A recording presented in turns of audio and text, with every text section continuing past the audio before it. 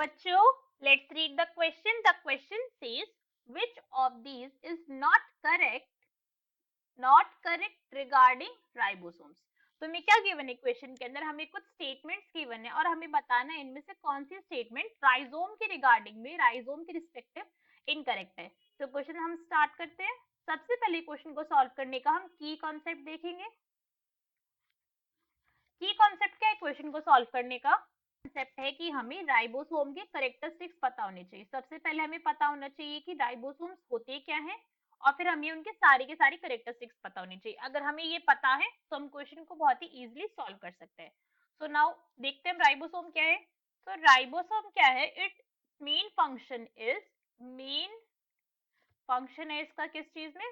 Protein synthesis में, right?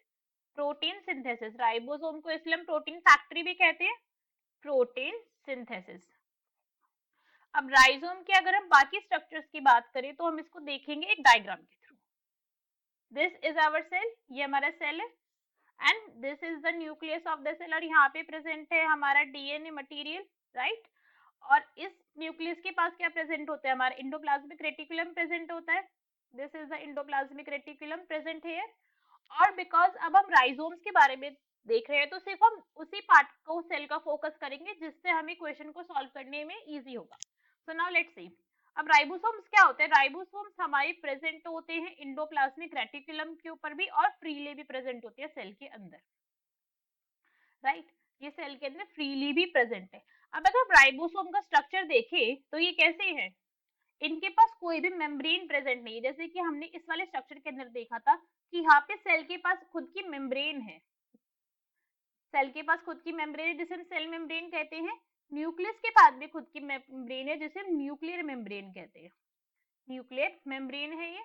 But जो ribosome है, राइबोसोम के पास ऐसी कोई भी मेम्ब्रेन प्रेजेंट नहीं है, ये नॉन मेम्ब्रेन बाउंड है, नॉन मेम्ब्रेन बाउंड। इसका मतलब क्या है? ये सिर्फ ऐसे ही स्ट्रक्चर प्रेजेंट है हमारा, इसके ऊपर कोई भी मेम्ब्रेन प्रेजेंट नहीं है। और अगर हम देखें तो ये कहाँ पे प्रेजेंट है? सेल के साइटोप्लाज्म के अंदर ही प्रेजेंट है। ये सारा साइटोप्लाज्म है सेल का, दिस होल इज साइटोप्लाज्म, जहाँ पे सारे के सारे सेल ऑर्गेनेल्स प्रेजेंट है। साइटोप्लाज्म,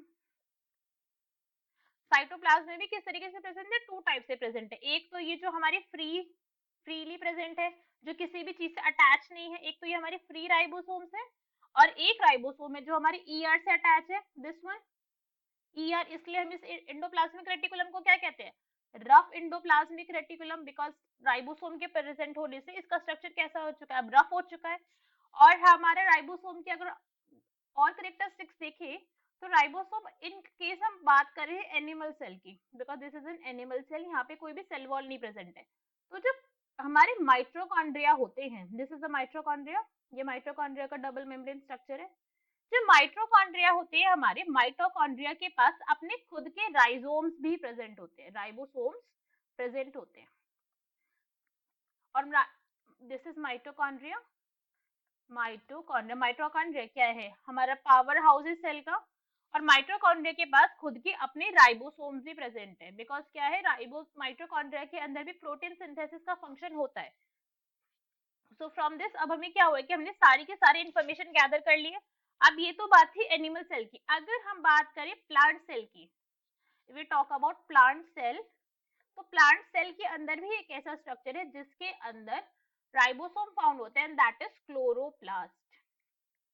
क्लोरोप्लास्ट के अंदर भी अपने खुद के राइबोसोम्स प्रेजेंट होते हैं। इसलिए हम माइटोकॉन्ड्रिया को और क्लोरोप्लास्ट को क्या कहते हैं?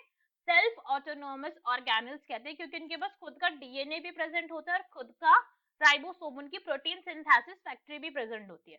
तो अब हम सभी स्टेटमेंट को रीड करेंगे और चेक करेंगे कौन सी इसमें से इनकरेक्ट है। So now let's start. First statement is non membrane bound. So non membrane bound है, अभी हमने देखा था कोई भी मेम्ब्रेन नहीं प्रेजेंट है, तो ये स्टेटमेंट तो करेक्ट है। Present in cytoplasm and on RER, rough endoplasmic reticulum, ये स्टेटमेंट भी करेक्ट है। फ्रीली भी प्रेजेंट है यहाँ पे राइबोसोम और कहाँ पे प्रेजेंट है? हमारे रफ एंडोप्लाज्मिक रेटिकुलम पे भी प्रेजेंट है। So this is also correct. Absent in chloroplast and mitochondria, ये स्टेटमेंट गलत है। अभी हमने देखा था कि माइटोकॉन्ड्रिया के पास और क्लोरोप्लास्ट के पास अपने खुद के राइबोसोम्स प्रेजेंट होते हैं।